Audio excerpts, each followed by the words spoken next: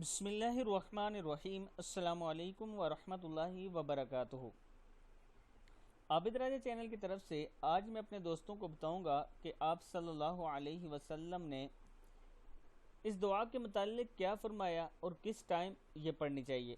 اس سے پہلے میں اپنے تمام دوستوں سے گزارش کروں گا کہ اگر آپ نے ابھی تک میرے چینل عابد راجہ کو سبسکرائب نہیں کیا تو ضرور کر لیں تاکہ ڈیلی آپ تک اچھی ویڈیو پہنچ سکیں۔ تو سٹارٹ کرتے ہیں۔ بسم اللہ الرحمن الرحیم۔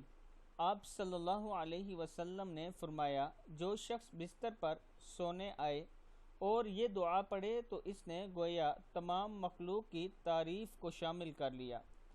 الحمدللہ الذی کفانی وآوانی والحمدللہ الذی اطعمنی وسقانی والحمدللہ الذی من علی فأفضل علی وأسألک بعزتک ان تنجینی من النار